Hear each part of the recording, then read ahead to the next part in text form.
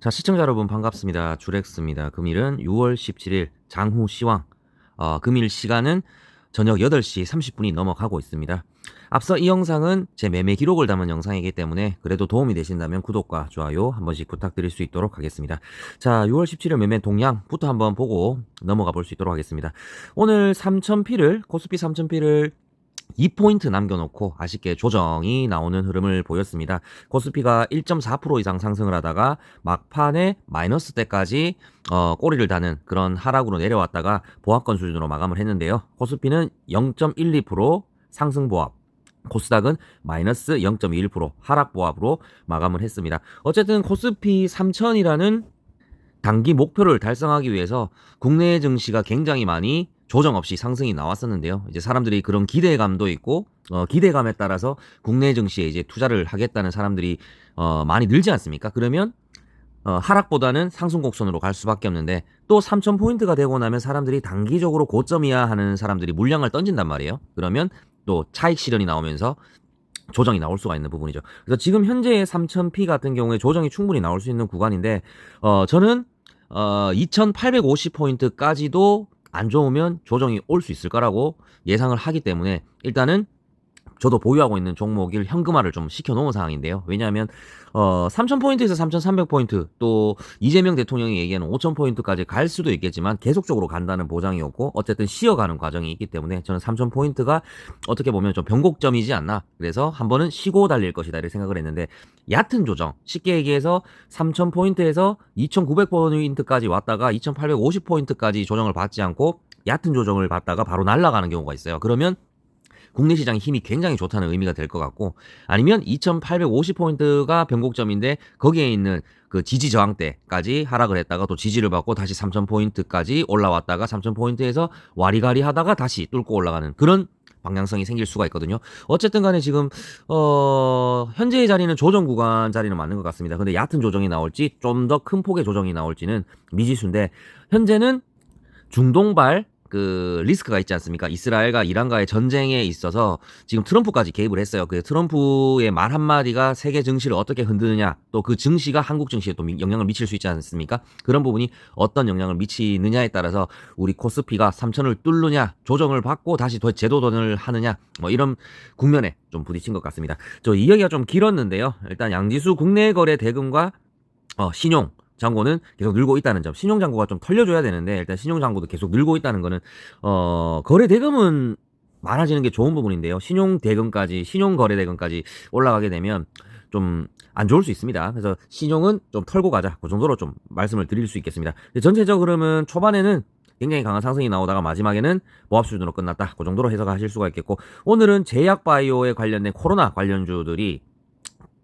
큰 폭의 상승이 나왔다가 조정이 좀 깊었었지 않습니까? 오늘 강한 상승이 좀 나오는 모습을 보여줬습니다. 특히 진단키트 그 종목 관련 종목들이 좀 상승이 나왔었는데요.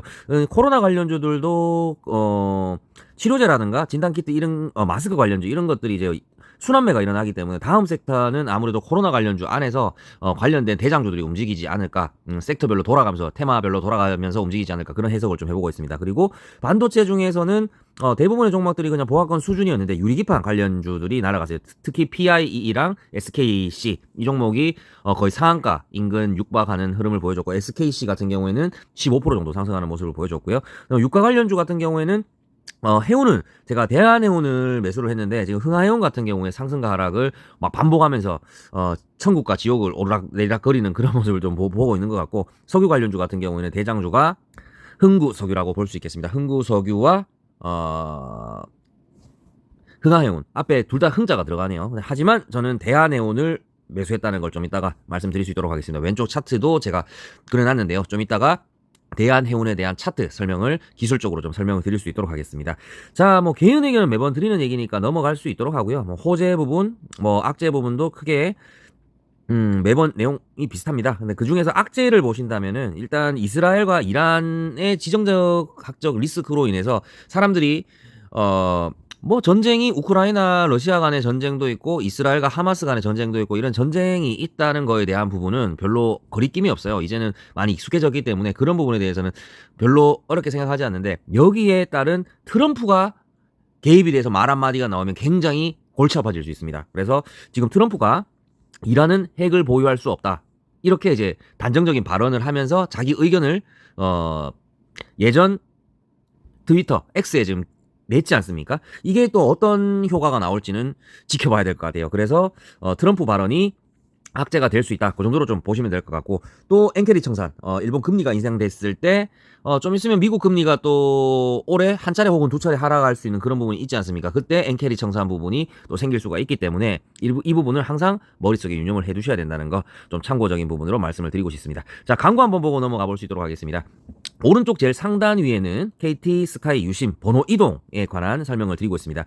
기존의 휴대폰 기기는 그대로 사용을 하고요. 안에 들어있는 유심 칩만 현재 쓰고 있는 통신사 유심에서 KT 알뜰 유심사 KT 스카이라이프 알뜰 유심으로 변경 처리를 합니다. 그러면 기기는 그대로 쓰면서 유심만 변경이 되니까 돈 받는 회사가 알뜰 통신사로 바뀌겠죠. 그러면 그 돈 받는 회사가 정해놓은 요금제로 갈아탈 수가 있는 겁니다. 그 요금제는 6,600원부터 다양하게 있는데 17,600원짜리 네이버 요금제라는 게 있어요. 그게 빠른 데이터를 7기가 주고 난 다음에 다 쓰고 난 다음에는 1mbps 속도로 유튜브를 볼 수 있을 정도의 속도로 무제한으로 쓸 수 있는 요금제인데 부가세 포함해서 17,600원이라는 거 참고로 해주시고 이 유심은 약정이 없습니다. 단 해지나 타사 전화는 6개월 뒤에 가능하시다는 거 참고로 해주시고 가입을 하게 되면 혜택이 있습니다. 저희 주렉스 영상을 보고 가입하시는 분들은 유심비 택배비, 상품권 2만원까지 지원을 하면서 원래 있었던 선택약정의 위약금이 있으셨던 분들은 조금 커버를 할 수 있는 그런 부분을 좀 드리고 있습니다. 그러면 이 유심을 어떻게 가입하냐?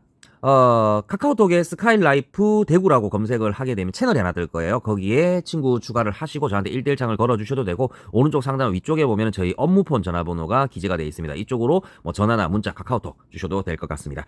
자, 아직 미장은 시작하지 않았기 때문에 좀 지켜봐야 될 것 같고요. 기타 사항으로 봐주신다면 아까 언급을 드렸던 코스피는 조정 시에 변곡점이 2,850포인트까지 내려갈 수 있다는 점은 감안하면서 시장을 좀 지켜보시라는 말씀을 좀 드리고 싶습니다. 자, 보유하고 있는 종목들이 저는 괜찮게 흘러가고 있는데요.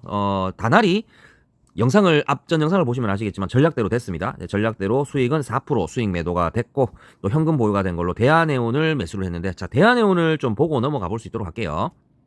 자, 왼쪽에 보고 계시는 차트는 대한해운입니다. 대한해운은 일단은 요즘에는 재무가 썩 좋지는 않더라고요. 그러니까 대한해운은 일단 대주주는 SM입니다. 뭐 참고로 해주시고, SM의 대주주는 또 카카오가 될 수는 있겠죠. 그래서 카카오와 SM의 영향력을 받아서 대한해운이 좀 상승이 나올 거라고 예상을 했는데, 지금 현재의 추세는 한 번은 이 하락 추세의 부분에서 강한 거래량이 동반이 되면서 한번 뚫어주는 상태이기는 맞지만 다시 한번 추세 때 밑으로 지금 들어간 상태입니다. 그래서 중동발 리스트에 대한 해상 운임료가 상승을 할 거라는 그런 예상, 기대감으로 인해서 상승이 나왔는데, 대장주가 아까 흥하해운이라고 말씀드렸지 않습니까?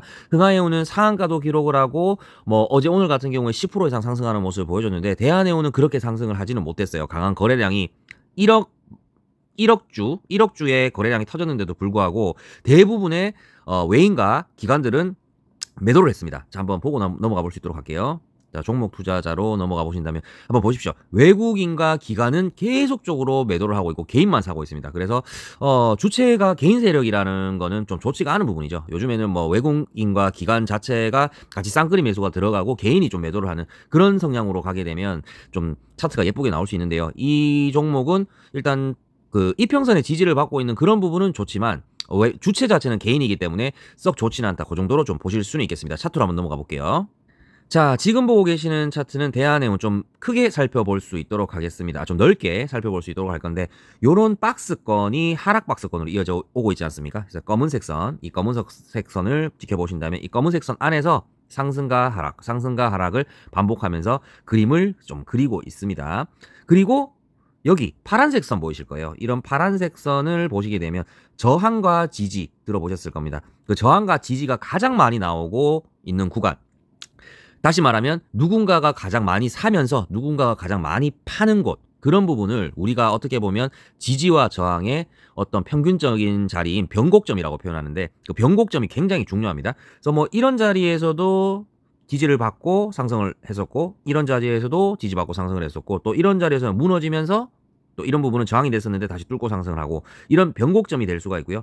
위에 파란색 선도 마찬가지고 밑에 파란색 선도 마찬가지고 사람들이 많이 팔고 많이 샀던 자리라고 보시면 되겠습니다. 자, 근데 이 종목을 왜 매수를 했냐? 보시면은 변곡점 부분을 뚫지 못하고 저항에 딱 걸렸어요. 걸렸는데 지금 현재 자리를 한번 보시면 정말 강한 힘이 유입이 됐습니다. 강한 매수세가 유입이 됐는데 현재 자리는 요 검은색 선을 보셔야 됩니다. 요게 이동평균선인데 1년치 224일선의 이동평균선이고요. 이 빨간색 요거는 112일선 6개월치입니다. 그래서 저는 개인적으로 요런 차트가 나오게 되면 요 구간에서 매수를 많이 합니다. 그래서 검은색 224일선과 112일선의 경계 부분 요 부분에서 매수를 하게 되면 좀 요렇게 치고 있다가 한 방에 요렇게 다시 한번 강한 상승이 나오는 경우도 있고요. 요런 식으로 또 조정을 받다가 크게 날아가는 이런 경우에 차트도 만들어질 수 있거든요. 어떻게 됐든 간에 이 차트는 괜찮은 차트다. 그 정도로 봐주시면 되겠고 이게 그 요즘 소위 얘기하는 그 매집봉이라고도 표현을 할 수가 있겠네요. 어쨌든 간에 그 중동발 전쟁 자체가 제가 봤을 때는 쉽게 꺼질 문제는 아닌 것 같습니다. 최소한 2주에서 한 달, 정말 단기적으로 가도 2주에서 한 달은 갈 거기 때문에 그동안에 이런 식의 계속적인 하락은 없다. 왜냐하면은 중간중간에 이런 식으로 한 번씩은 쏘고 또 하락이 나오든지 아니면은 쏘고 조정을 받고 얕은 조정 후에 다시 날아가든지 이런 부분이 나올 건데 욕심 부리지 않고 5% 정도의 상승 나왔을 때 수익을 챙기는 그런 매매로 간다면 이럴 일은 없다. 그 정도로 보시면 되겠습니다. 그래서 지금 딱 매수 타이밍이 왔고 요런 빨간색 선에 부딪히는 자리가 1650원 정도가 되던데요. 그때쯤 되면 조금 더 담아가지고 평균 단가를 맞춘 다음에 상승이 나왔을 때는 미련 없이 한 4에서 5% 정도 수익을 먹고 나올 예정입니다. 이 영상을 보고 계시는 분들 중에서 여러분들이 항상 읽고 계신 이유 중에 하나가 뭐냐면 단기로 접근을 했으면 단기로 빨리 치고 빠져야 돼요. 그래서 마이너스 4%든 플러스 4%든 치고 빠지는 게 중요한데 단기로 접근을 하고자 마음을 먹어놓고 그거를 중장기로 끌고 가려고 하면은 이치 안 맞는 거죠. 그래서 중장기로 전환하려고 하면 또 포트폴리오를 잘 구성하고 에버리징 매매로 가셔야 되는데 한 방에 그 돈을 다 매수를 해버린다 이거죠. 한 방에 매수를 다 해버리고 끊어내지 못하고 놔둬버리면 이게 마이너스 4%가 되고 마이너스 6% 되고 마이너스 10%가 될 수가 있는 그런 부분이지 않습니까? 근데 그렇게 되더라도 스윙으로 전환을 하려고 하면 자금이 좀 넉넉하게 현금이 넉넉하게 있고 에버리징 매매 쉽게 얘기해서 내 평균 단가에서 마이너스 10%에서 15% 사이가 됐을 때 이동평균선이 모이는 구간에서만 추가 매수를 잘해주면 한 번씩 이렇게 지지를 받는 구간에서 10% 8% 이런 식으로 슈팅이 나오는 구간이 있어요. 그런 슈팅이 나오는 구간을 우리가 매번 볼 수 없으니까 직장인들은 또 특히 더 그렇지 않습니까? 스탑로스를 걸어 놓으면 자동으로 매도가 됩니다. 하나의 꿀팁인데요. 그런 식으로 매매를 하시면 잃는 부분은 많이 줄어드신다는 거, 그 부분은 좀 참고를 부탁드릴 수 있도록 하겠습니다. 자, 중장기 종목은 카카오가 있는데요.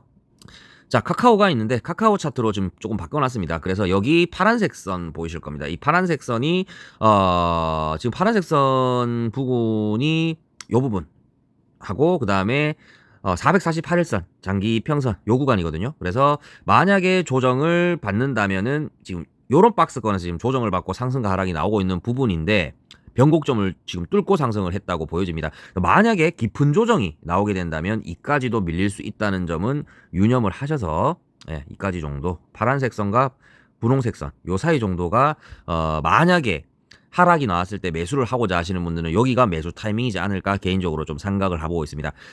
이때까지는 저도 재매수를 안 할 예정이고요.